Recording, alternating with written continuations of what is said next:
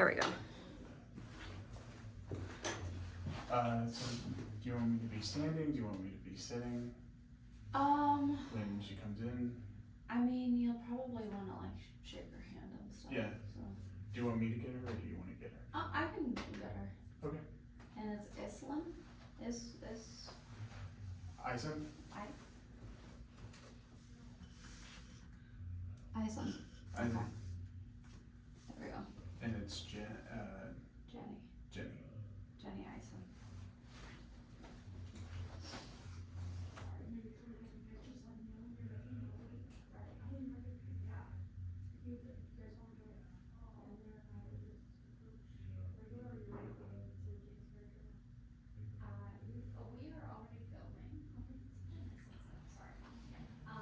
We can, if you need a chance to get your character going, that's. No, I'm ready, I just was. Cool. But yeah, we'll come in as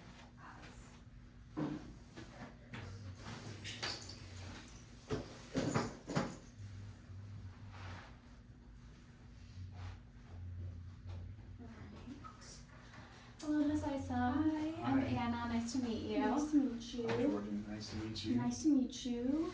Go ahead. Do you want to put your stuff down? Yeah, soon, or- yeah, I'll put my stuff down. So Some good. water. You can take a seat over here. The door. Oh, I like your stickers. Thank you. They're very cute. Do you have cats? I do. How many? I have 2 cats. Yeah, my kids love them. So, Oh, that's Yeah. so sweet. yeah. What are their names? The Uh, cats and the kids. Oh, so, the cats are Bill and Hemlock. Mhm. The kids, I have 4 of them. Mhm. So that would be, Martha, Meredith, Marty, and Michael. Nice. And just so that you're aware, we might be writing down some stuff that you say, just for our own notes and Okay. posterity, just so Yeah. you know, anything that you say in here, it's not leaving this room. We haven't necessarily entered into a relationship yet, but this is still confidential. Everything that gets said here, everything that we can't use against you or give to anybody else, and we would hope that you would extend us the same courtesy. Okay. So, and Yeah. could you name your children again? Yeah, so that was Martha, Meredith, Marty, and Michael. Nice. I see the M pattern. Yes. Was that like, did that decision come like before you had the kids, or did it just kind of Well, fall into it? Definitely Martha was based on my husband John's Mhm. great-grandmother, and then of course we wanted to then honor my Mhm. great-grandmother, and Course. with the 2 M's already, we just decided to carry it becomes a through with thing. Marty and Michael. Yes. But there's no Yeah. rhyme or reason otherwise. You know what? It's nice though. Thanks, yeah. And are they all different ages, or some of them twins? Yeah, no twins. Martha's our oldest, but she's already out of the house. Okay. She's over at Washington State, and then Meredith is a senior. So Oh. yes, very exciting times. Very exciting. And then Marty and Michael are in 6th and 7th grade. Nice. Yeah. Nice. How do you feel having, a second kid graduate? I'm, definitely excited for her. I know she's Mhm. actually not going to be far from home. She got accepted to Gonzaga. Oh, So she's going to congratulations. be, yeah, thank you. So she'll be starting school here in the coming fall. Nice. So, I don't feel too scared Mm-hmm. that, Mhm. they're all leaving home yet. Yeah. Does she know what she wants to study? She's like liberal arts, liberal Okay. studies, I think, but she has plenty of time to figure it out. Oh yeah, absolutely. I had no idea. what I wanted to study when I was her age. It definitely came after a couple of years of Yeah. school. Yeah. Yeah. You tend to get a path set upon you a little bit more than you set down a path, but it always seems to work out in the end. So Yeah, I think so. Did you know you wanted to go into nursing, or what made you want to go into nursing? Yeah, I think that I've always just felt maybe more like a natural caregiver, and just had a lot of compassion for other people. I always really enjoyed science. So yeah, I actually graduated from Gonzaga's nursing program in 2000. So. I've heard it's a very strong program. I think it kind of, takes us into a little bit of our questions, but before we get into it, I just wanted to, set some ground rules. This document they have in here, we made you a copy just so that you can reference it throughout this. Awesome, okay.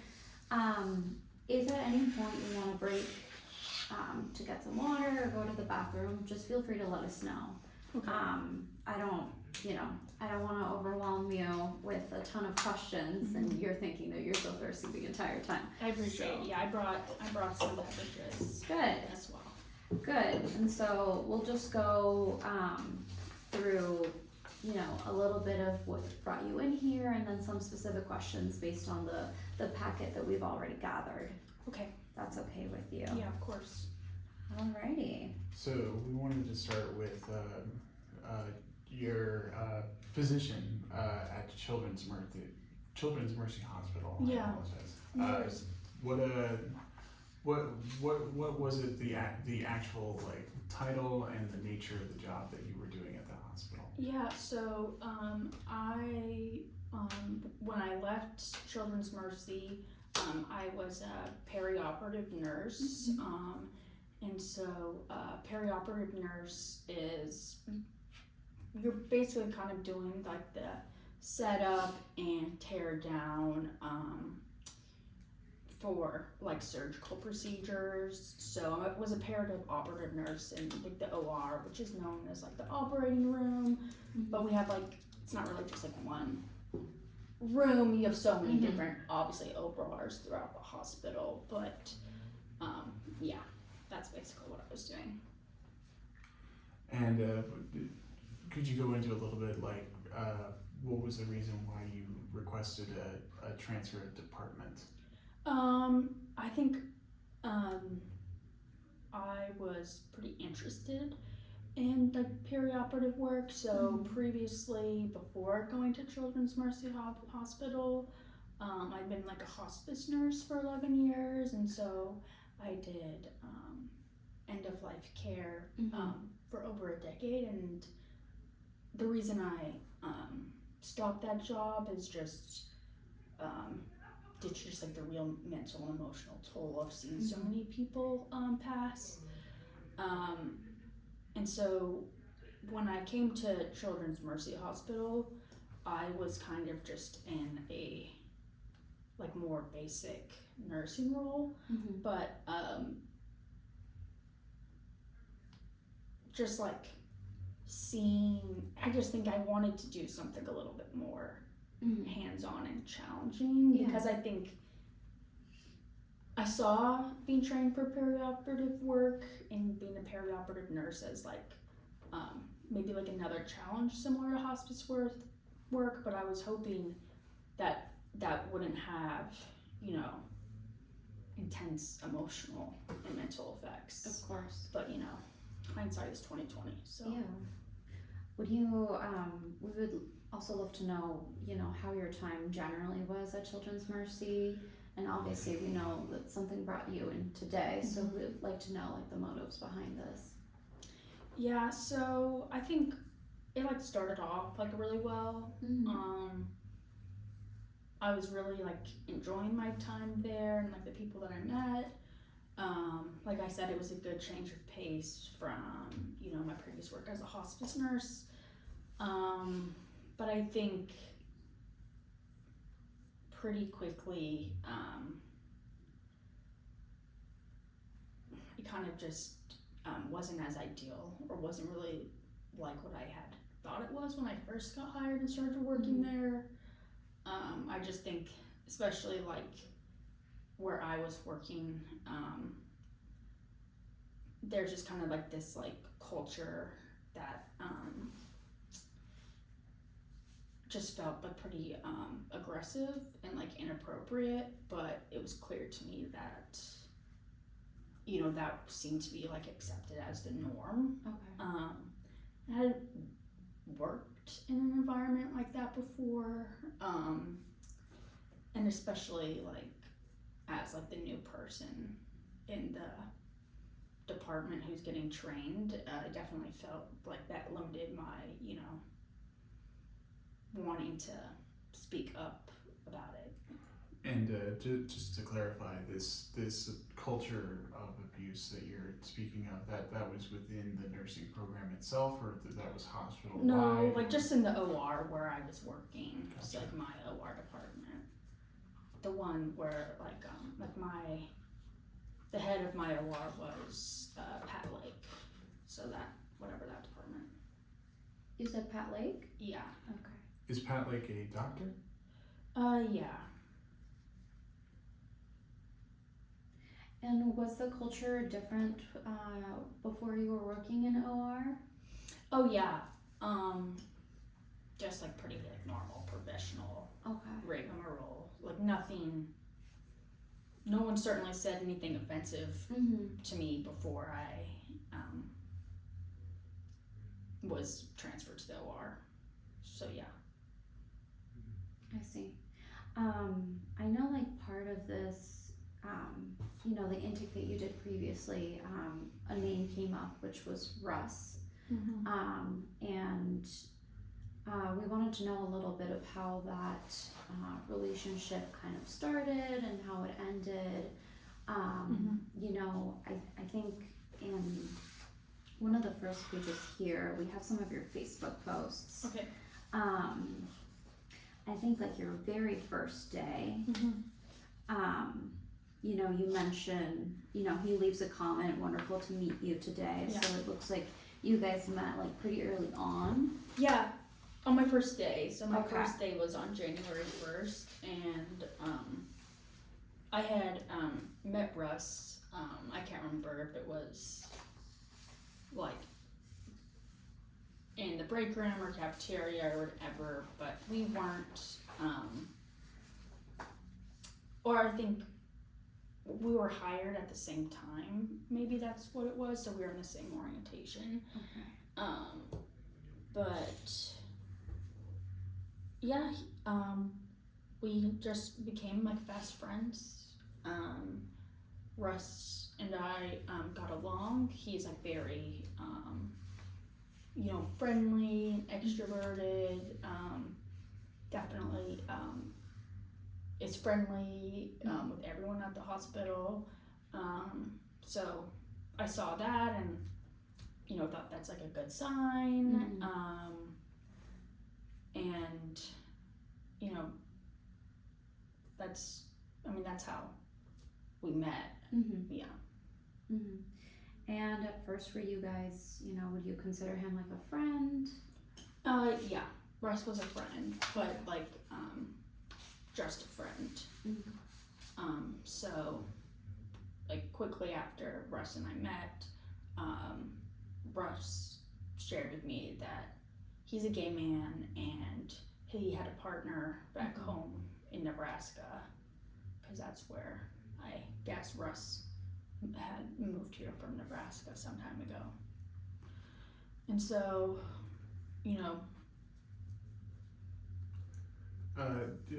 just to clarify, you said that he said that he had a husband in Nebraska, not a boyfriend. A partner. Partner. So I don't know that they're married or they're in a domestic partnership, or I don't even know if they're still together. I don't know. So. Did you ever meet Russ's partner? No, I didn't. Okay. And, we, at this point, we know that your relationship with Russ changed from friendly. Yeah.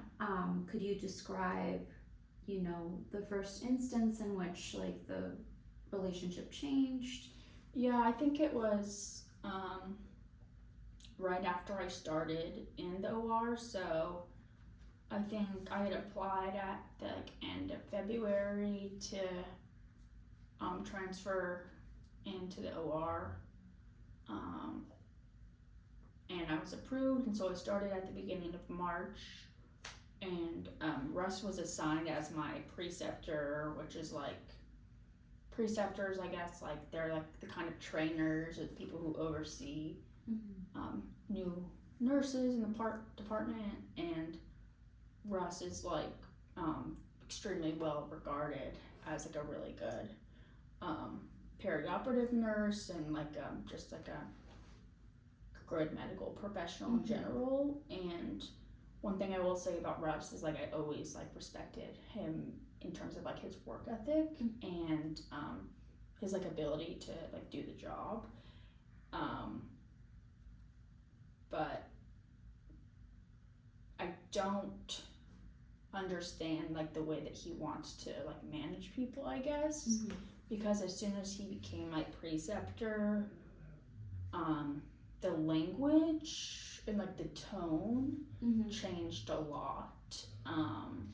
Like just calling me like names, like using harsh language, and just generally like being like aggressive and doing it in front of like everyone else too. Okay. Yeah. What was everyone's reaction to that? Well, like the other staff, like just like didn't do anything, or like they laughed too. And I think maybe sometimes like I'd be uncomfortable and I'd like laugh along too. Other times I think I would just like not say anything or try and move on or like leave the room and continue working. But because like Russ was my preceptor during that time, because I think the preceptorship was, I forget if it was 3 or 6 months, but couldn't like really get away with him since I like report directly to him, I guess. Okay. You know, so yeah. And what was a lot of this targeted at only you, or was he this way with other people that he was training, or other people who were working in the OR, or was it specific to you, or was it specific to a certain type of or a class of employee? I never saw Russ training anyone else when he was training me.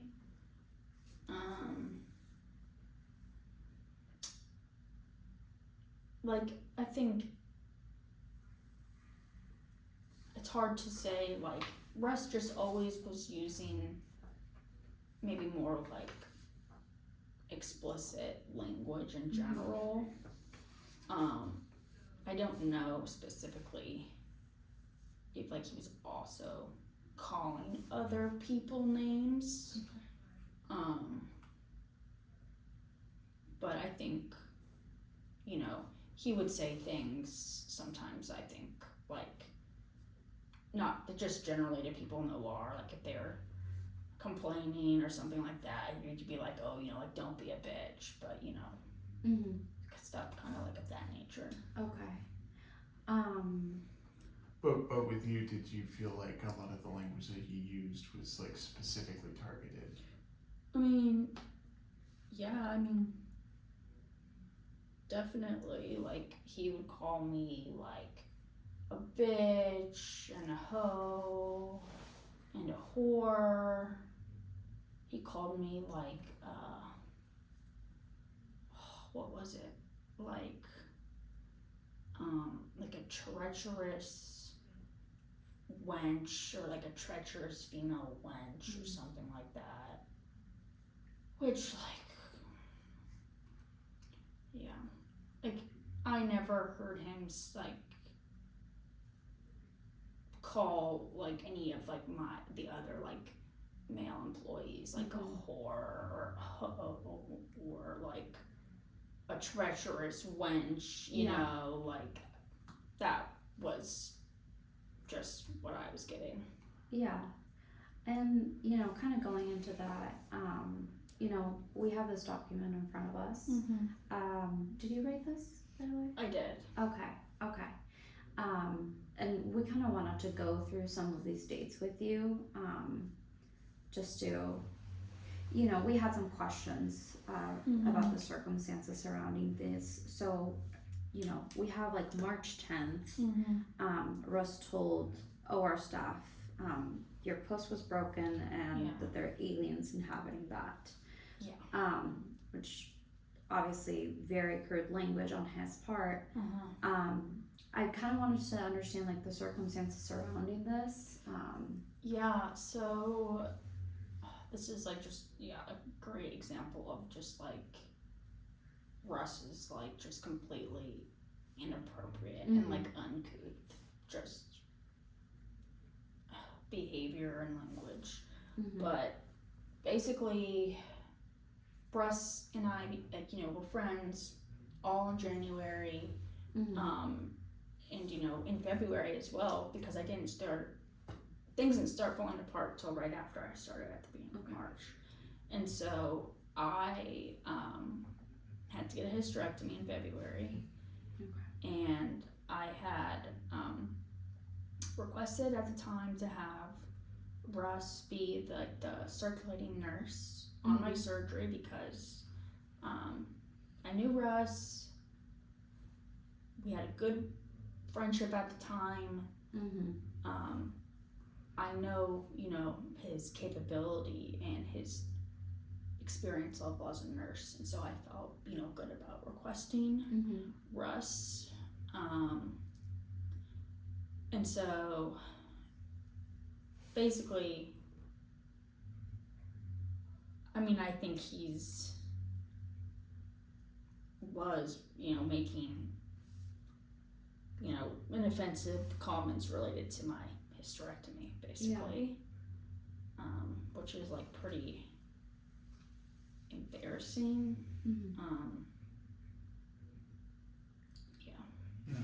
And just to clarify, there is a Facebook post that we see on February 20th, in which you talk about a surgery going well, and we wanted to know whether or not that was related to work that you had done or something other than that. And so this Facebook post. That's in reference to like my hysterectomy. Gotcha. Okay.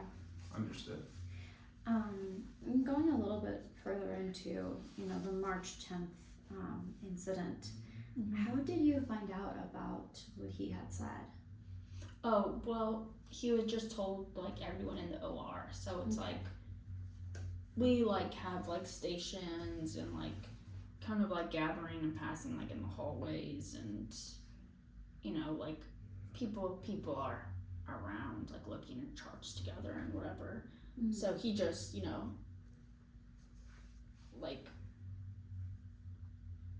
he said something like, oh yeah, and you know, Jenny's puss is broken, you know, aliens are inhabiting her vagina. Just Were you present when he said that? Yeah, I was there. Okay. Yeah. And you've mentioned like a couple of times where like everyone's been there when there's been like crude comments, including this one. And we want to get a sense of like, you know, was there other supervisors there to like see this happen? Was it all like staff that weren't in a supervisory capacity? Well, I know that like I don't remember exactly who was around for like the March 10th incident. Like I know there would have been other OR staff like around. Like I know there was, but I can recall directly that on July 1st, he said specifically that he snatched my kibbles and bits to another nurse named Jack Kent. And so Kent may have been there for March 10th as well. Like, we were overlapping and working in the OR the whole time. And so Jack Kent, and I would say that our OR department head, Pat Lake, would have definitely heard in general Russ swearing at me and using hard language and stuff like that. And just again to clarify, so this procedure that you had to undergo, why specifically did you have the surgery done at Children's Mercy? Is that because it was easier with your insurance, or is it that your gynecologist is? Well, this is just where I've already been coming for, like, to get my medical care. Oh, okay. It's like So it's like a large hospital with like a lot of departments, and Gotcha. so, you know, it just so happens. To me, it's like, you know, work at a hospital, or been going here. Might as well It use it. it was really for no matter other than you know, it's already where I would go. I think, even if I didn't work here. Yeah, that makes sense. Going back to, well, I don't want to get us too disorganized. So I think let's just like finish up the questions that I had about March 10th, and then I have some follow up based on what we've talked. Yeah. I was just curious. You wrote inappropriate in a question mark, and I just wanted to know like what your motives were behind that. I think it's like a kind of like a rhetorical question mark, if that makes sense. Like almost like a disbelief, like, come on, like, isn't that inappropriate to say aliens are inhabiting my vagina? Like, it's almost like, you know, when you say hello, question mark, that's, I think that's what I was thinking when I wrote that. Yeah. Okay. I think it's more, even though it has a question mark, it is more me making a statement that I think it's inappropriate. Okay. And did you make this entry like on March 10th and then the next one on April 2nd? No, I think I started this sometime after the May 1st incident, just because I think that's when I felt like things really escalated. And so I just thought I should write it down. Yeah, absolutely. And actually, we can go ahead and talk about the May 1st incident. I know here you said titty twister from Russ. Should I talk to HR again? Yeah. So a couple of things jump out at me. First, I want to know, had you talked to HR about Russ prior to this incident? Yeah, so I had sometime like after, it was like around like April 20th or so, I saw like the hospital's HR director, Joe Johnson, in the lunchroom, and he actually asked me like how my preceptorship was going and how I liked like being in the OR. And, you know, I remember remarking to him that, you know, like,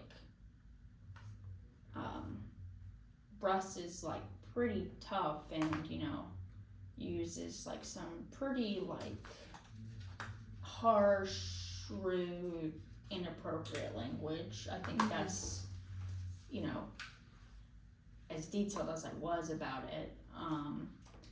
And I remember exactly what Joe Johnson said back to me, which was, welcome to the OR. Okay. And so I just kind of was like, oh, okay, like, Mm-hmm. So Joe Johnson, the HR rep, told you that. yeah. And so after that, I didn't feel like, elaborating further. Mm-hmm. I think he said something like, if it gets worse, if you come talk to me, or like if you need to talk to me at any point, you come talk to me. But Okay. He just said like, welcome to the OR. Like he was like pretty like very flippant, and I didn't say anything back. And then he's like, well, if you need me, basically like you know where to find me, but not. It felt pretty clear that like it wasn't a genuine offer. It's almost like he felt like, of course I wouldn't take him up on coming to see him at some point. Mm-hmm. Almost like, well, why would you come talk to me over, inappropriate, rude language from your. Like he wasn't even curious to know more what it was. So that kind of really just shut me down. Yeah. Yeah. It felt like it was like a boilerplate response, like it was just something that he just said to people, or. Well, I don't know. I mean, I have no idea what he says to people. Like, of course, they always tell employees, you can always come to HR and talk to us. And I don't think I had, before that interaction at the end of April, I'd been thinking about telling someone about it. And so when he, engaged me and asked me how things were going, I thought, okay, well, maybe this is like, a good time to kind of share this, and maybe someone, above my pay grade and with more, experience at this hospital than I do might, care or be interested in kind of what's going on. But, yeah, obviously not. Was there any type of like formal like paperwork that he wanted you to file, or No. any type of follow up? No. Okay. No. Okay. And you mentioned in the notes that should you speak to HR again, did you eventually speak to HR at another time, or was this the only time that you spoke to HR? No, that's the only time I spoke to them before I spoke to them in December. Okay. So going back to the May 1st incident, so when you described the titty twister from Russell, could you tell me like where you were at that time? Yeah. So I guess it's like towards the end of the day. I'm like in one of like the operating rooms, like kind of like post-surgery room. So it's where we put patients after surgery to kind of like monitor them, make sure everything went well. And so patient had been discharged. So I was, cleaning the room, sanitizing, stripping the sheets, doing my job. Those are all regular roles, things I do every day. And Russ came in to say goodbye, or he is leaving, which like it's not particularly weird because, again, at the time, like he's like my preceptor, so like he's my supervising and training me for what I do. So he directs, good amount of the tasks that I complete, so it makes sense he lets me know that, like, he's leaving. But, then, like, Russ comes up to me, like, maybe I thought, like, he's gonna give me a goodbye or something, just what I was expecting, even though Russ and I have been, really unappreciative of the language she's been using towards me. It's like, still my preceptor, we still work together, and we're still friends, so I'm not, I'm trying really hard not to piss Russ off at this point, because I don't want to incur, more wrath from him at work. So, I'm definitely playing nice, but instead of a hug, he grabs my nipples and pinches them, and then basically is laughs haha, titty twister. He thinks it's hysterical, and I'm just stunned, almost speechless. But then he just leaves. Okay. And was this over the shirt? Yeah, over my scrubs.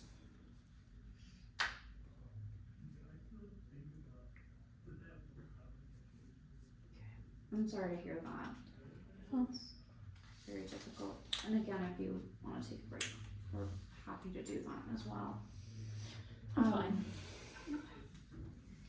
Did you ever have any type of confrontation with Russ about these instances?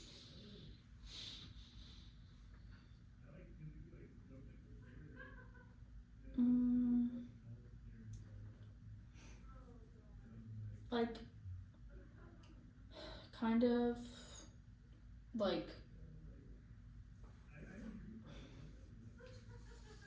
he definitely knew,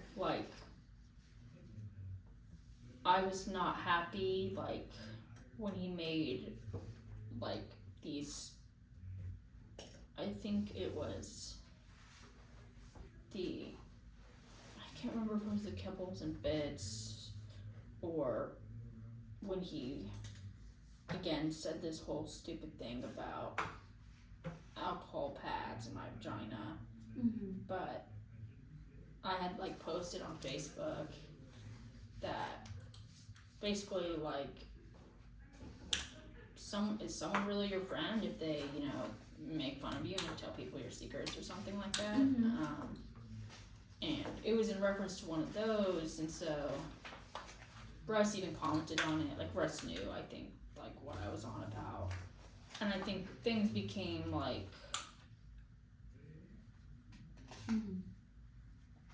pretty tense between us. So, you would have, before the May 1st incident, still have considered Russ a friend, and then after that it was, that's sort of when he fully crossed the line, or had this been building since the beginning, or when do you think that the relationship truly changed or fell apart? Yeah, I think like I said, it was after this May 1st incident sometime that I ultimately made this journal.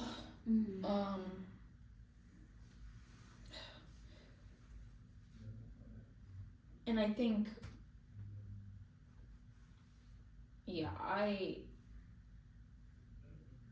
we were still being friendly even after the May 1st incident, but it's not really because I wanted to be friends with Russ, but more kind of feeling trapped in this situation. Yeah. I think it was made a lot more difficult for me, to kind of square this situation in my head and wrap my head around it, because Russ and I started off as friends and things were really normal. And then over time, like once I changed to his unit or section of the hospital,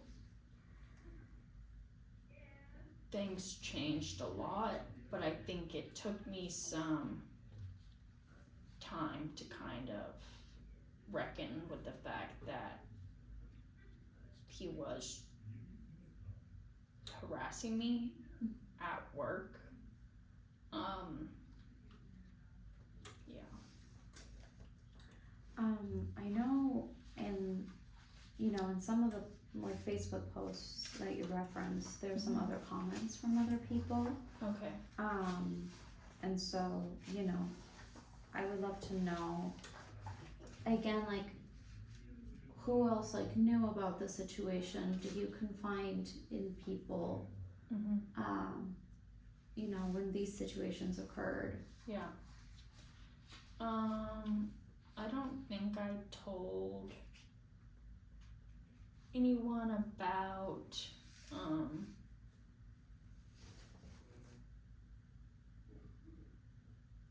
like, I don't know that I had told anyone about these things until I told, Joe Johnson when I, ultimately made my report. I mean, before I told Joe Johnson, like right before I had spoken with my husband first, John, but John didn't know that this was going on, like the whole time. I mean, it's like March to December, so Yeah. I definitely, especially as things kept happening and piling on, I definitely, reached my breaking point and didn't feel I could keep this to myself any longer, but I was honestly really embarrassed and honestly confused. A name keeps coming up in a lot of your comments. Could you please tell us who Shannon Smith is? And is she a coworker? Is she a friend? Oh yeah, Shannon Smith also is a nurse at the hospital, but she doesn't work in the palliative operative unit with me. She works in a different department. But I just know her from, just general hospital social circles. Yeah. And I think she made a comment when you in the incident, the Facebook post immediately following the incident on March 10th. That she says, ahem, Russ, this was all you. So was she present in the lunchroom when that happened on March 10th, or were Yeah, there... I think that that's correct. Yeah. So this would have happened in the general hospital. Like this wasn't within the OR setting. This was like in the main lunchroom. Yeah, and that would make sense because there's no separate OR lunchroom, and that's where I would see Shannon, since we worked in different units, is in the lunchroom. So, I probably grabbing lunch with her, or she was just in line with us, or it's obviously it's a big hospital, but it's a small hospital. If that makes sense. Yeah. Everyone Of course. knows each other. Yeah. Some law firms are kind of like that. Yeah. So. Do you still keep in contact with Shannon? No. Okay. Not really for any reason, just not working there anymore. I was only there for a pretty short time, and just one of those things. I mean, still, like her posts and pictures of her kids on Facebook, but not really keeping up. Okay. And I think we'll maybe touch on this towards the end of the interview, but maybe from some of the names that we've gathered, it'd be good to get some phone numbers if you have them, or contact info, so that we can also reach out to them and, you know, get their perspective if they were present Okay. during these events. Mhm. But we can worry about that like towards the end of the meeting. Okay. I think there's a couple of other instances that I want to talk about in this page, and then we can kind of move on to some just context and clarifying questions about some of the Facebook posts. Okay. So I see, so we talked about the snatched my bits comment. Mhm. You mentioned that Jack Kent was there. Yeah, I think like he said it, like told the OR, said it in the OR, but like I was there and really he was speaking out loud, but he was speaking to Jack Kent, who was working right next to him, who's also like, he's like the same role that I have, but like he wasn't in training at the time, so he wasn't under preceptorship like I was. Do you know if he if Russ was Jack's preceptor also, or I don't think so, because I think Russ and I got hired around the same time. gotcha? Like I don't know that Russ was there much longer than I was, Okay, so I don't think so. that makes sense. And then on November 30th, there's another comment about your vagina. Yeah.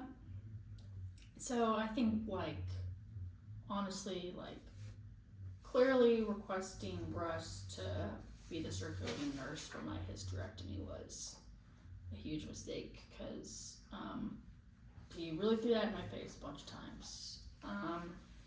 So I had to do like a plain catch urine sample as like a post-op hysterectomy check-in, and I think I had like asked a question just about procedure for doing that, and then he basically was like said that, you know, my poor puss, like I wanted to use alcohol pads in my vagina, blah blah, and I didn't write it here, but like this is also like saying in the OR, like in the hallway, like shouting down the hallway. I'm pretty sure Jack Kent heard this or was there as well. But yeah, just like making fun of me, asked him a question, was definitely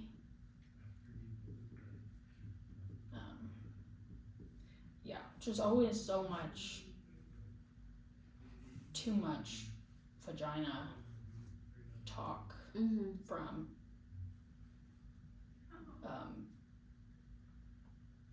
not only your coworker but like the person who's training you. And it's not like we're like specifically talking about my private parts, so yeah, did not appreciate that.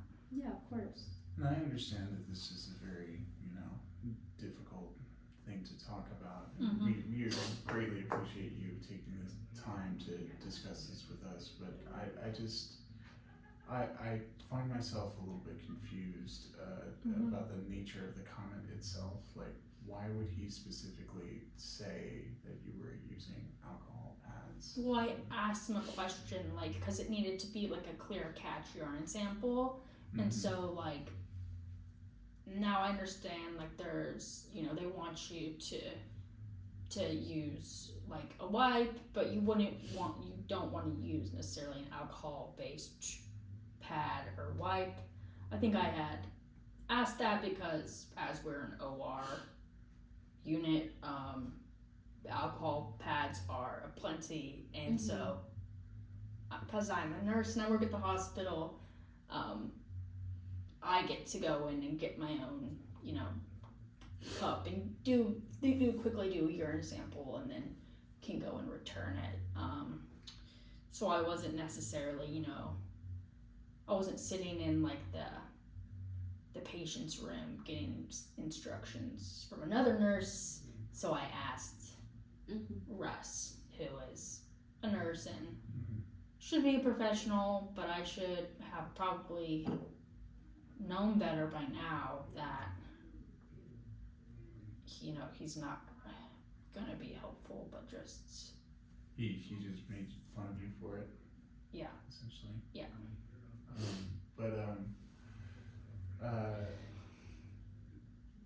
Can I ask, is this like standard procedure in the hospital, or like why specifically, if you don't mind telling us why you were taking a urine sample at this time?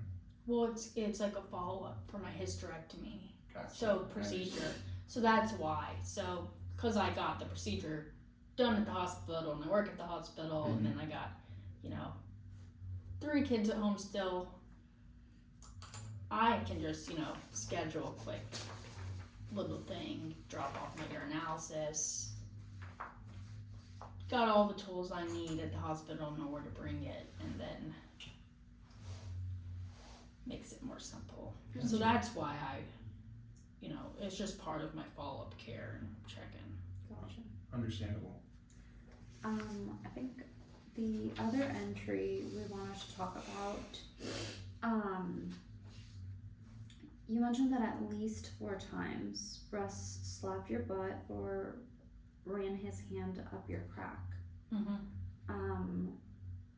I think, do you have like specific dates where that occurred? No. I mean, it's definitely like didn't happen before he grabbed my nipples on May 1st. It was definitely between 4 times definitely occurred between May 1st and November 30th. I don't think in December that he, before I left, that he had, you know, goosed me as Russ likes to call it. You'll see like Russ is, you know, definitely has got all sorts of names for this and that, you know, titty twister, goosing, kibbles and bits. Like, it's just how Russ is very comfortable, you know, saying those phrases alone like sound innocent. It's like he's almost juvenile. Yeah, and it's like it's using it as, you know, just because you think something's cute and goosing, you know, I don't want you to, you know, run your hand up my butt crack or touch my butt or slap my butt. And he would do this like when we're going up in between floors. Like I said, like he's my preceptor, so he's supervising me or training me, and so there's innumerable times we were alone together in different places in the hospital, whether it's the stairway or patient room, whatever. And like he always thought it's like funny. Like he'd always laugh about it. Like,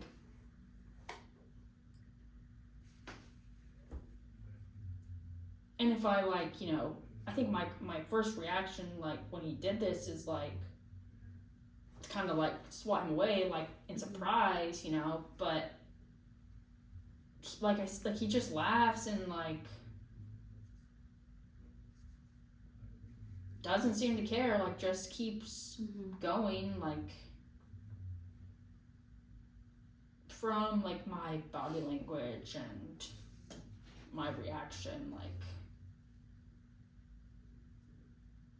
it's clear like I was uncomfortable. Like he was laughing about it, like not because he knew that like I thought it was funny. Like he was laughing specifically because like it made me uncomfortable and like I did not enjoy it. Like that's what seemed to me was funny about it, because I was not laughing when he touched me inappropriately.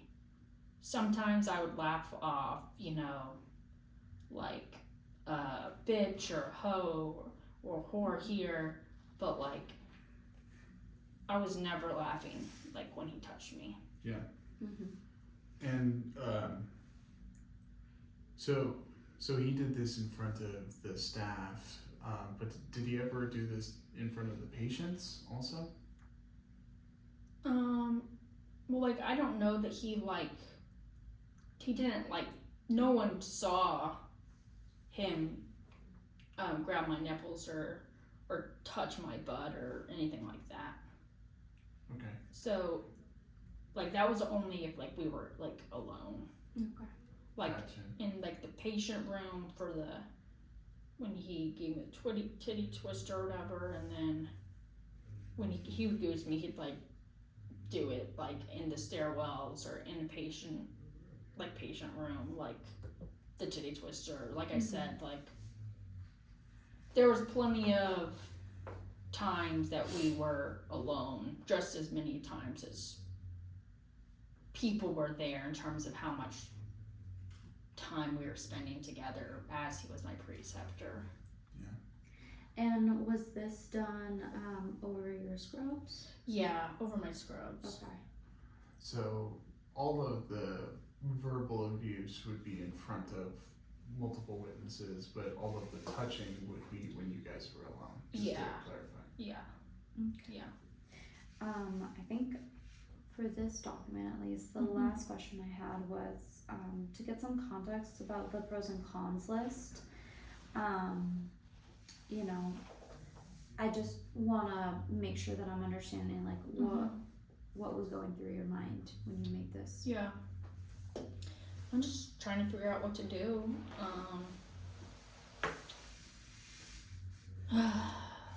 Like,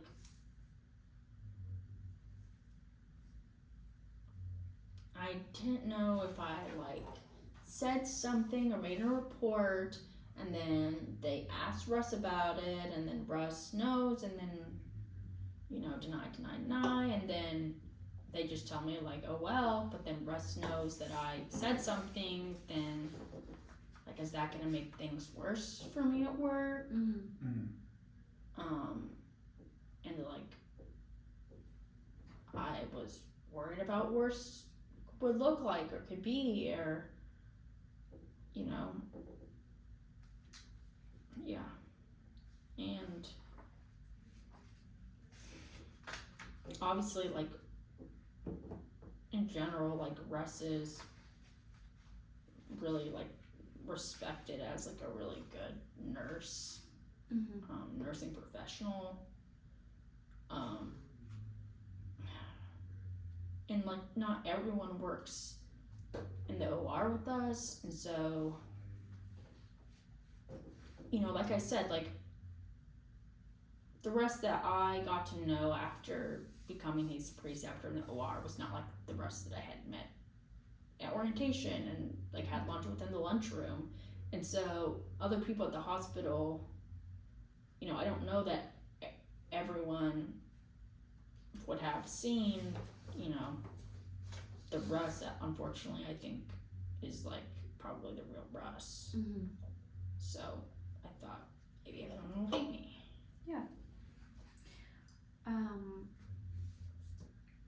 What was, we have this like list of events that occurred. Mm-hmm. Even if it's not here, what was the final incident that made you want to, file like a report with Joe Johnson? Yeah. I think it was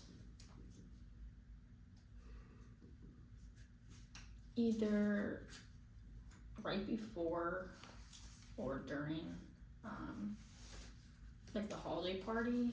We had like a work holiday party in December, like, and I just think that Russ like wasn't my preceptor anymore, but he had like a new preceptee and like a younger woman nurse, and like I just, you know, as a mother of, you know, 4 kids, you know, one daughter already in college and one about to go to college, kind of felt like worried that Russ might start doing this to other preceptees, because I, you know, don't know what Russ was like with other preceptees, since like I was new to the hospital. Like I don't know if this is. Would you happen to know the name of that younger nurse? I think it's Rhonda Gardner.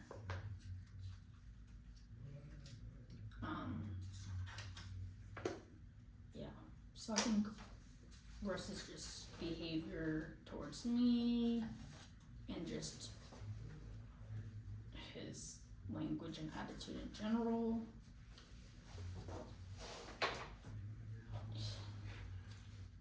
Yeah, it was very alarming, and then I kind of thought, well, maybe this is more important than me just being embarrassed and not wanting to tell people, you know, that I've been having this happen to me.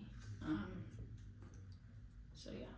Did anything specific happen at this holiday party, or is it just that you met this new younger nurse and you? Well, I'd already like met her, like known Rhonda, cause she's like, you know, being training in the perioperative unit, and she's nice. Just had like pretty regular interactions with her, and you know, Rush and I's working relationship is still like very strained, but like Russ is, like has like very. Russ feels like almost like very possessive over me, if that makes sense. Like he was my preceptor, but like he also started like he would have like expectations for me. Like if Russ said like we're gonna go get lunch like on our lunch break, like I wouldn't tell Russ like no, I'm not gonna go get lunch with you, because I just felt like that would be way worse.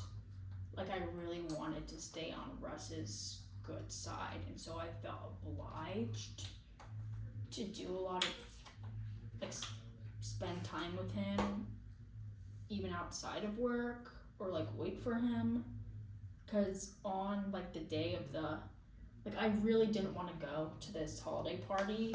It was like I think Pat like the head of our department, like it was at his house, and like I did not want to go, and basically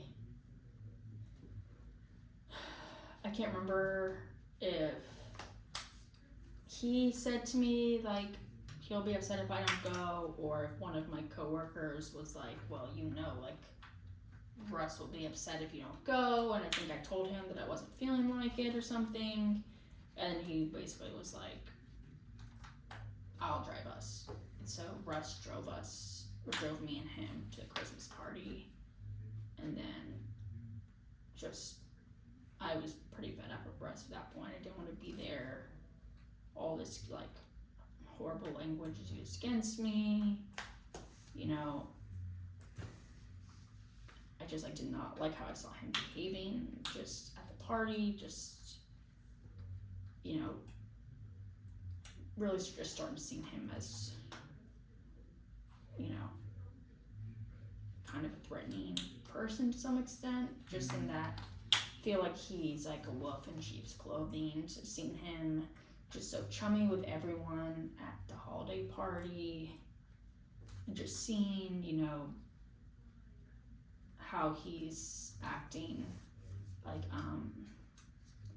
very close with Rhonda, and I know that he and I were once close. I wonder, you know, if he will take the same inappropriate action with her as he did with me. So I actually left. I ordered an Uber and I left without Russ. He didn't drive me home. That was actually the last time I spoke to Russ as well. Okay. And did anything? Did he do anything in the car ride over to you? No. Outside of the instances that we've talked about that are like at work, Mm-hmm. were there any, instances that occurred outside of work? No. Right. I think we could move on to some of the other materials here. Okay. If you wanna go to the page with the birthday card. Mm-hmm.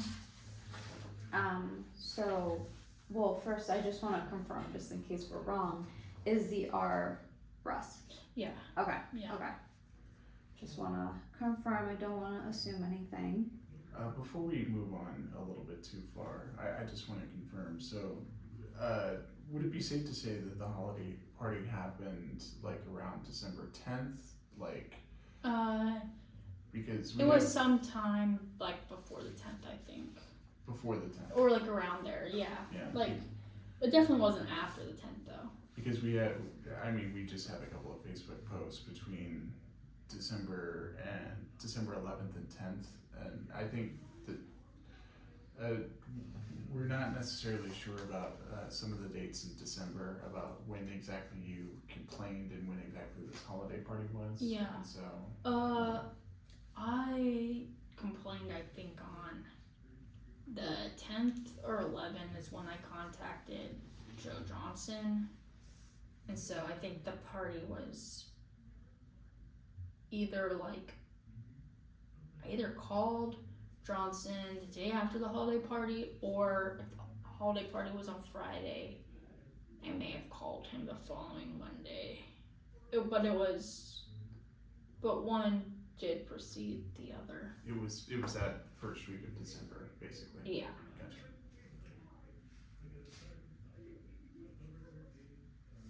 Gotcha. So sorry to get you off No, track. you're good. I just wanted to reconfirm that. Yeah, no, that makes sense.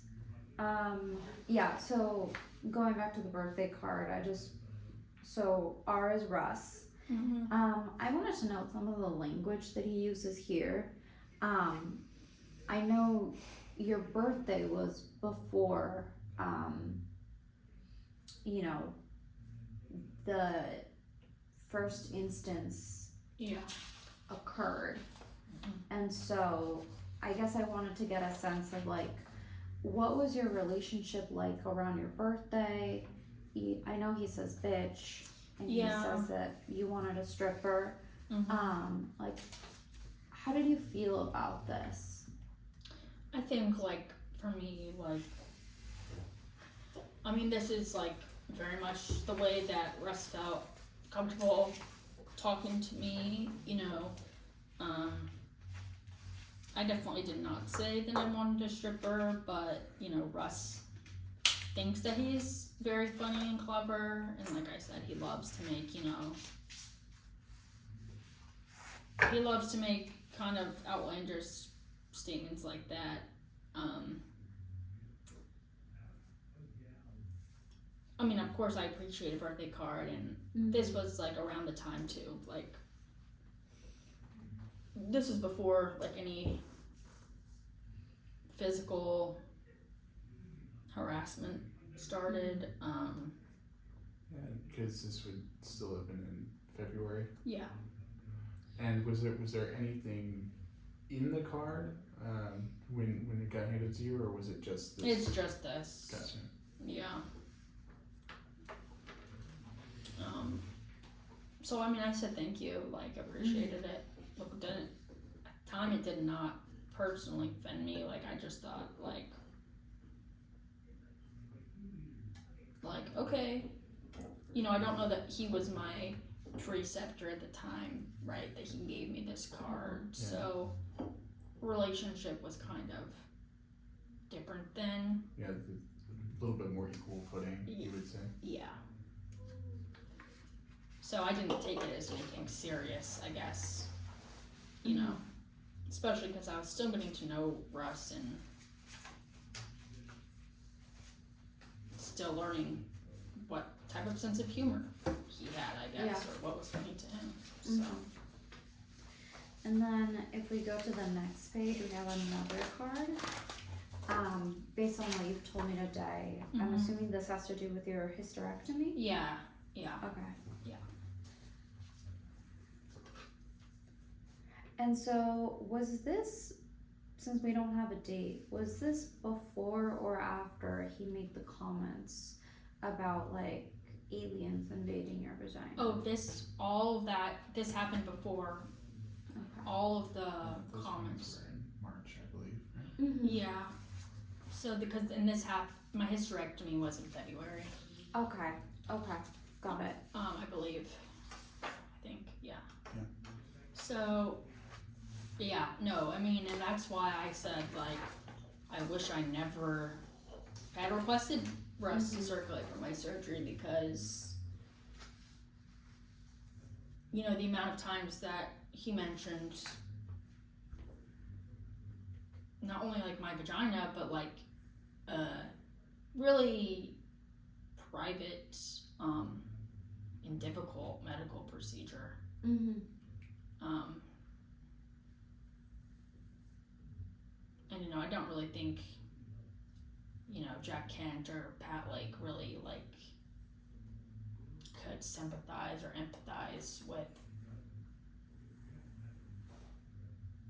why maybe you shouldn't laugh at jokes your coworker is telling about someone's hysterectomy, not just someone, but like your coworker who's standing right next to you.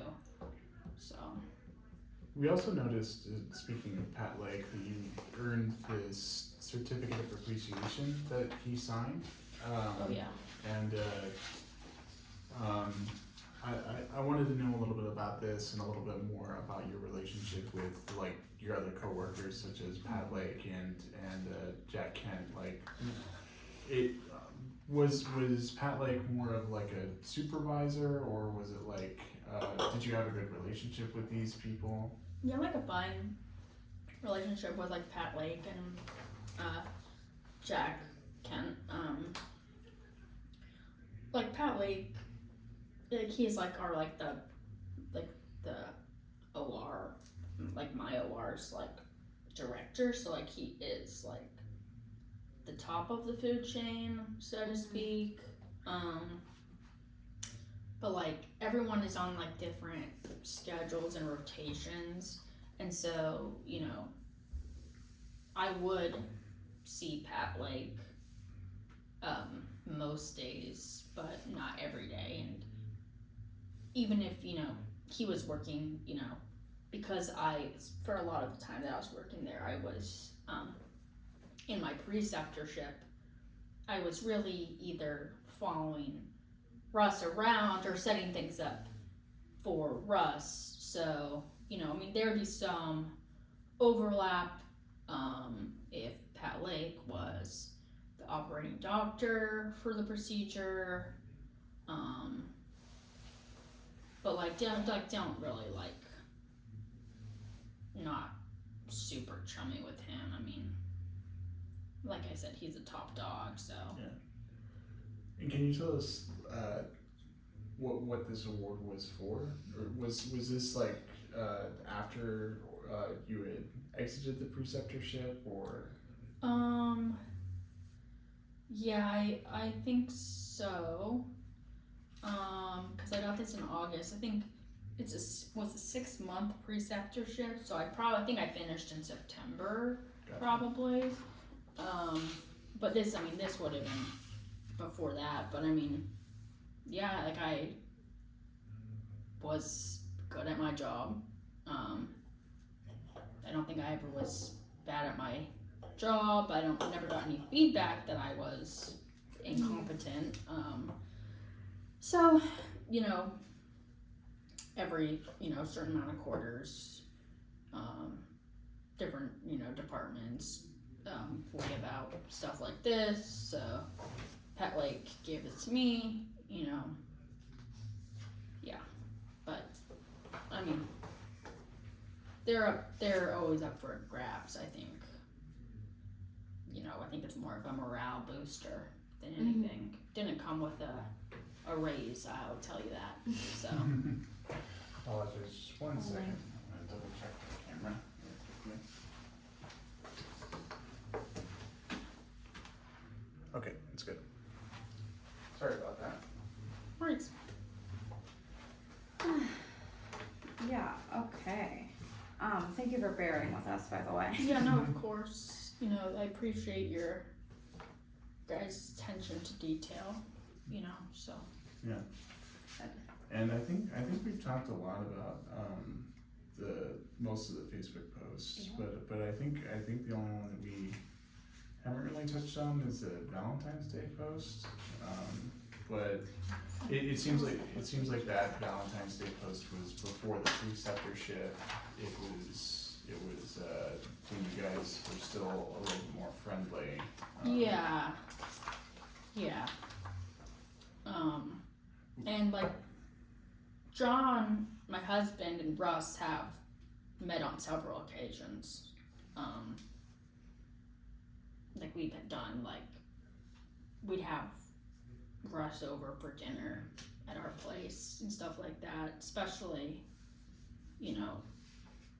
at the beginning of our friendship, because, Russ is out here living alone because his partners was back home in Nebraska, and so, we're a big family. I always have room for one more at dinner, That's just kind of how it is in our family, and John didn't have any problem with it. John and Russ joked and got along well. Obviously now John hates him, but yeah. So this was all in jest and good fun before any weirdness started with Russ. Did you continue, seeing him outside of work, seeing Russ outside of work after, the incidents in March and the comments about your vagina? I think we probably went to lunch sometimes. Would you ever have lunch with him outside of the hospital? Oh yeah, Okay. definitely. That's kind of lunch either in the hospital or outside. That's kind of what I was alluding to earlier when I said if Russ was let's go get lunch. It was not as much drop what you're doing and we're going to the cafeteria. It's more Russ is telling us that we're gonna go out for lunch, and that as his sidekick or whatever, because I'm his preceptee, I better come or face the wrath of Russ. But even before that, we when I first met him, we discovered we both love to knit and crochet. So sometimes we would do that on a break, either in the lunchroom or just in the separate from lunchroom. We have our kind of a break room next to our OR, and then sometimes, especially at the beginning of our friendship, before I was his preceptee, I think I had hung out or gone to Russ's house a handful of times. Okay. But just to clarify, did you guys I understand the lunches were a little bit different because you guys were there in person when he asked you, but just to clarify, after your relationship changed, did you still invite him out to dinner at your place? I don't know that I invited him. I think most of the time I don't feel after a relationship change I initiated things. But Russ is very, like I said, like very demanding and seems to have like these expectations. Mhm. And I think he's very good at inserting himself, especially because there was a time when I was inviting Russ to dinner Yeah. with my family. Mhm. And so I think that led to him having this expectation that like, you know, he'd like, oh Jenny, you know, I'm hungry, what are you cooking for dinner tonight? Mhm. Stuff like that. So he may have come over for dinner at some point, you know, between the May incident and December, but like I said, like that was more out of, you know, what I felt was some sort of weird obligation, want to keep my job, he's training me, maybe he will stop being weird, Mhm. Yeah. things will go back to normal. Yeah. Mhm. Of course. Yeah. So I guess to that effect, when was it that you like really told John about everything that was going on? It would have been right before I called Joe Johnson, so like probably the night before. So okay, so it's safe to say that John didn't really know about all of this until around December. I think like John like knew to some extent that like Russ and I weren't friends in the same way. Mhm. Like we weren't as close, but I never told John about any of the physical harassment until the evening before I called Joe. Mostly because I felt like too that you know, John was gonna tell me to quit. And, you know, at the time I hadn't been working there for very long. You know, I'm an older woman. But I have 4 kids to put through college. And we can't do that with Mhm. just my husband John working. And I didn't want my resume, you know, show that I'd only been here for, you know, 5 months or less. So yeah, I just thought I'd just, you know, kind of like suffer in silence, I guess. Mm-hmm. Looking at another one of your Facebook posts, Denise Buckley shows up on November 30th. She's just my cousin. Oh, okay. Supportive cousin. Yeah. Yeah. Love a cousin. And I know that we're getting a little bit close on time here. Yeah. But I just wanted to very quickly, if we can, see if we can touch on a little bit of this, some of these memos from Ivory Counseling, Ivory Lake Counseling Services, your psychologist. Okay. There it is. Do you mind if I use the restroom real quick before we get into this? Of No course. worries, yeah. Awesome. Go ahead. And then will this be the last? Yes, this will be the Documents. last Yeah. thing we can talk about. Alright, I'll be right back. Yeah, no worries.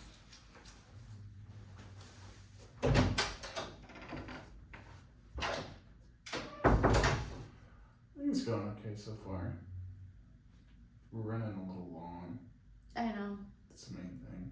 Is that, Yeah. I don't want to, keep her longer than she has to be. Yeah, what time is it? I mean, it's like 6:30, and I think we started at like 5:30. Okay. So. Yeah.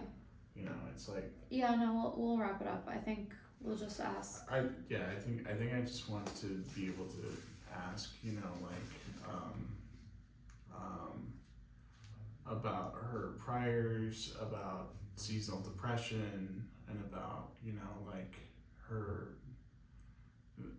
questioning her I don't want to get too deep into it, but like questioning like her relationship with her husband in the past, and like, you know, I don't want to get too far into the weeds here. Yeah.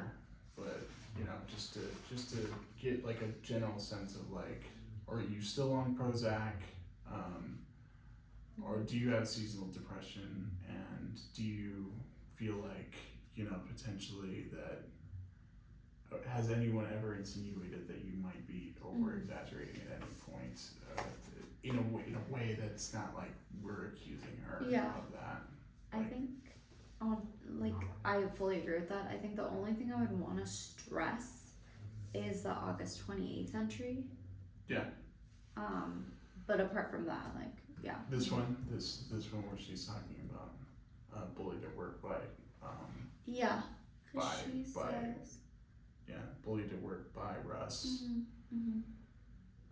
Denied being physically abused. Yes. That's gonna be the main thing. Is like, why Yeah. would you deny being physically abused? And so like, yeah, I think that's like the important one, and then I think we can. Hi. I thank you for Oh, no worries. allowing me a quick break. Oh, No worries, and we apologize for, you know, keeping you here so long. No, it's okay. It's definitely, you know, just part of the process. So I totally understand. We hopefully this means that we won't bug you as much after this, and No. we'll have a good timeline. Yeah. So I think the only other document that we wanted to go through, Jordan wanted to talk to you a Mhm. little bit about your time with Iverly Counseling. Yeah. Yeah. So it seems like you've been going to Iverly for about 8 years, since like 2018. Yeah. And it have you been it seems like you were initially prescribed Prozac because of stress related to your relationship with at the time. Yeah. I have two questions about this. Are you still taking Prozac, and do you still feel that like have you feel that a lot of these issues in your initial part, in your initial like fears about your relationship have been resolved in some way? So I was just earlier, like last month, like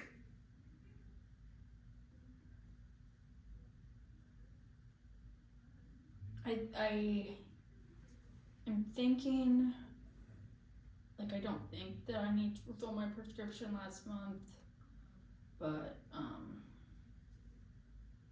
I'm still like considering that. Like, I'm still currently taking it, but I'm definitely like I feel good enough to stop seeing, you know, Dr. Iverly? Dr. Iverly Mhm. so as often.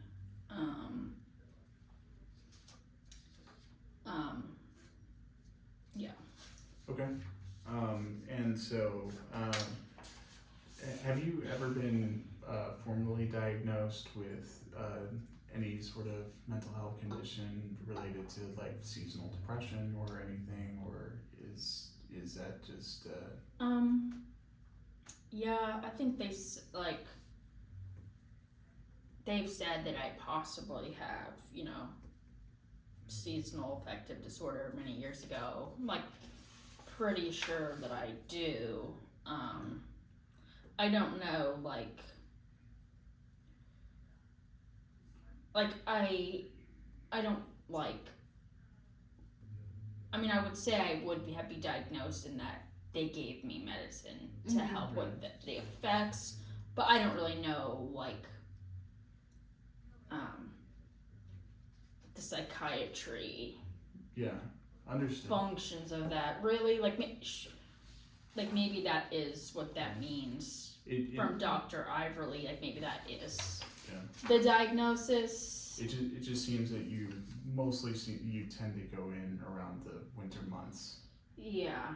And to that effect, I think we want to sort of hone in on this August 28th of last year. Yeah. When you went and met with him. Yeah. Specifically that, it seems that you are talking about Russ in this interview. Yeah. Yes. Yeah. And it looks like I did mention to her just the kind of the language Russ was using. Yeah. Yeah.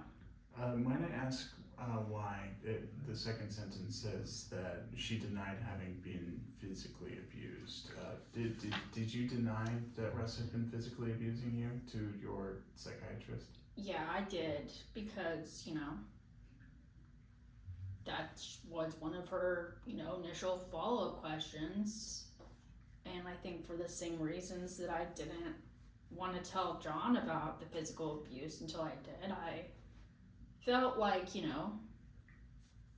if I told her that I was or I had been physically abused or touched inappropriately, that again, like, she's gonna tell me I should quit or tell me I should tell John or tell me to, like, get HR involved, which she did anyway.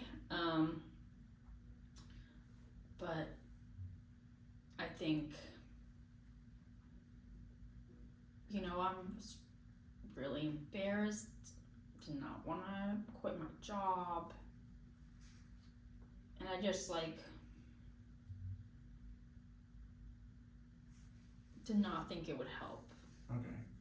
And so, just to sort of end this, do you still feel like how do you feel about the decision to quit? Do you feel good? Do you feel neutral? Do you feel bad about your decision to quit when you did?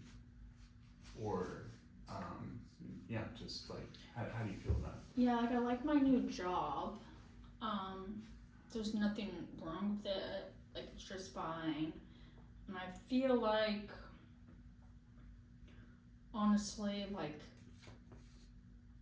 kind of the stress that I'm feeling a lot has to do with this. Yeah. Because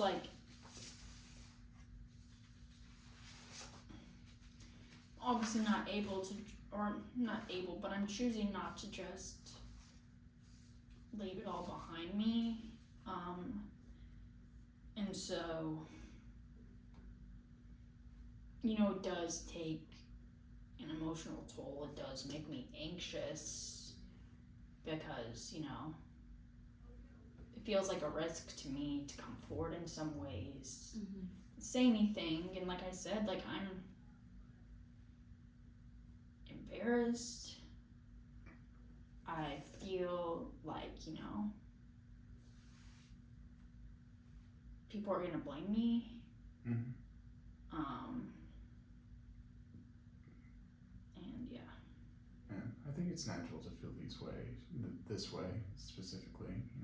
It's scary, but I think you've made a decision based on preserving your mental health, and you should be applauded for that. And Thank you.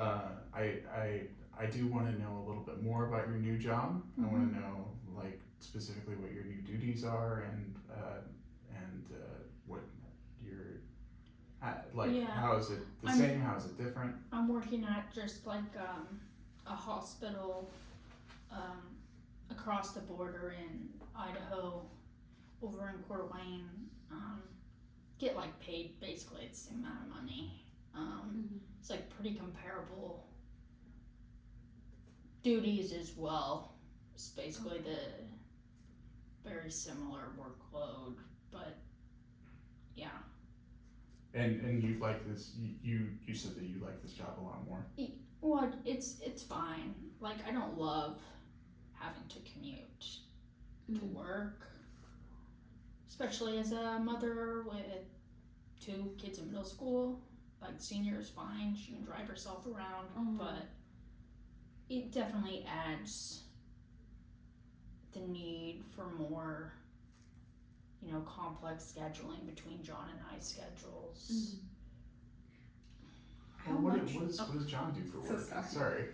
I don't think we've ever asked that. What does John do for work? John is an IT specialist at Children's Mercy Hospital.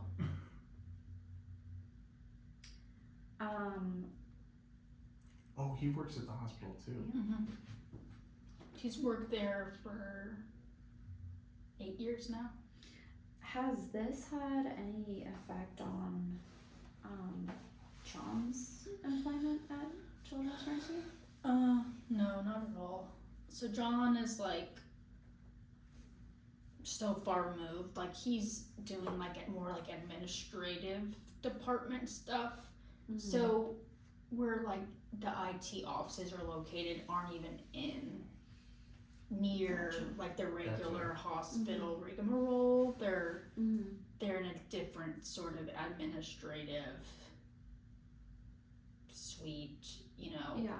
basically just making sure, the IT functions for the hospital, but he has no interaction with any substantive social dynamics of hospital staff. If that makes sense. Yeah.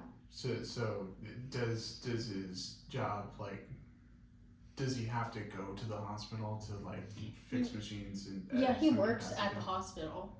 He works there, but just not. He's not fixing medical machinery, Gotcha. but he's making sure all of the systems, where we log all of the patient stuff, the systems that we have in place, just regarding sending and receiving confidential medical information and all of our internal communications, privacy coding, I'll be honest, that sort of tech is kind of out of my wheelhouse. So even though he's had a job for 8 years, that's the most that I can tell you. I feel the same way. My partner is a software developer. Yeah. No idea what that means. Exactly. So Yeah. that's basically Yeah. the gist of it. You mentioned that, this does increase your commute. Could you give us an estimate? How long does it take you in the morning? Now it probably takes me 40 minutes Okay. to 45 minutes to get to work with traffic or weather conditions. And how long did it used to take you? 10 minutes. Okay. Yeah. Okay. Yeah. Okay. And so,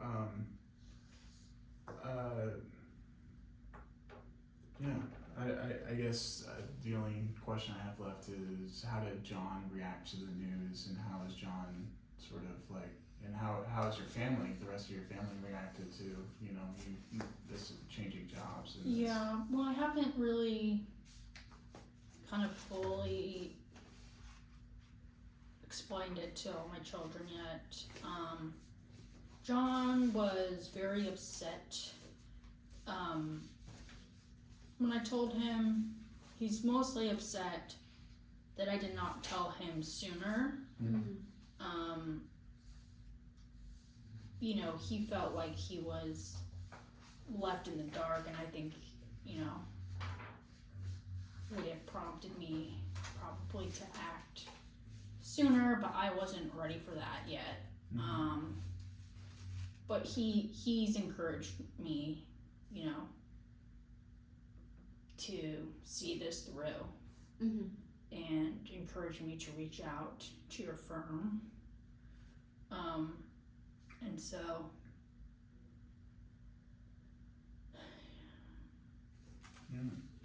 I think unless you have any other questions, which feel free to let me know, but I think the only thing I wanted to ask is there anything we haven't asked you that you think is important for us to know?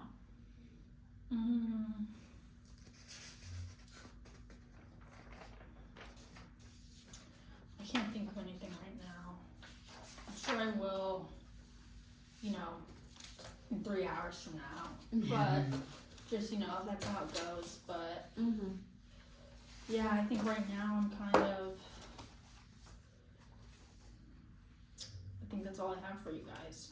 Okay. Alright, so if, we have a couple of, names that we would want to, see if we can get contact information of, but I think we can potentially, get all that done,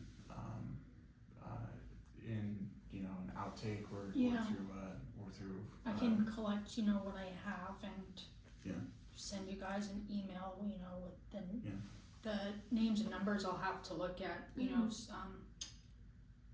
like our old, OR contact sheet. I have it at home, but I can't recall it off the top of my head. I think Yeah. it would be, it would behoove us to talk to, obviously John, and Jack, Pat Lake, and Shannon Smith and Rhonda Gardner. Mm-hmm. Um, Just so you know, we are going to try and talk to Russ.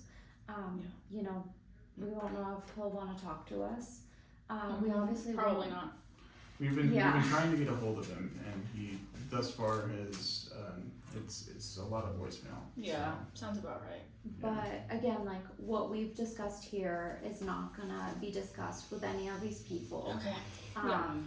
We take, confidentiality really seriously here, and so we just wanna be transparent, tell you who we're gonna contact you, so there's no surprises if they decide to contact you separately. Okay. Yeah. But yeah, we'll grab the notes that we've taken and make sure that we have like a structured plan of what we want to do moving forward. Okay. And so, like, if we do move forward, like, what will that look like?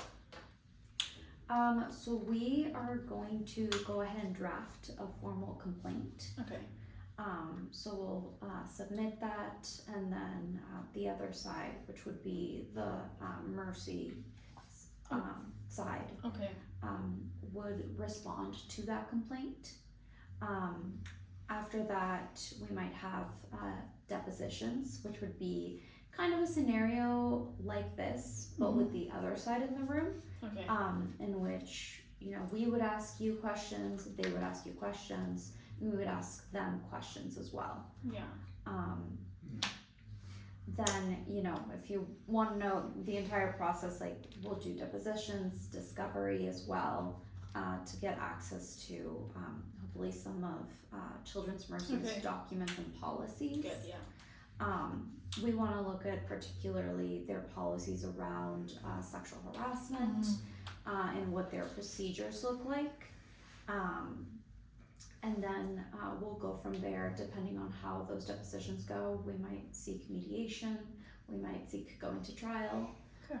And you'll obviously be informed throughout the entire process because this is your case and your decisions are, our decisions as well. So Okay. we'll keep you involved and keep you in the loop as the process goes on. Okay. I think that makes sense to me. If you have any questions though, feel free to give us a call or email. We're happy to set up anything else. And I think, we'll be in contact. Okay. Yeah. All right. Thank you for coming Yeah. in. Thank you Thank very you so much. much. I really appreciate your time. Yeah, we appreciate your time and being open with us. Yeah. Yes, thank you so Thank you, much. It was Anna. great meeting you. Thank you, Jordan. It's nice meeting you. Hope you have a good rest of your night. Thank you. You too. And is it okay if I leave this with you guys? Absolutely. Yes, yes. We don't have to have more stuff to recycle.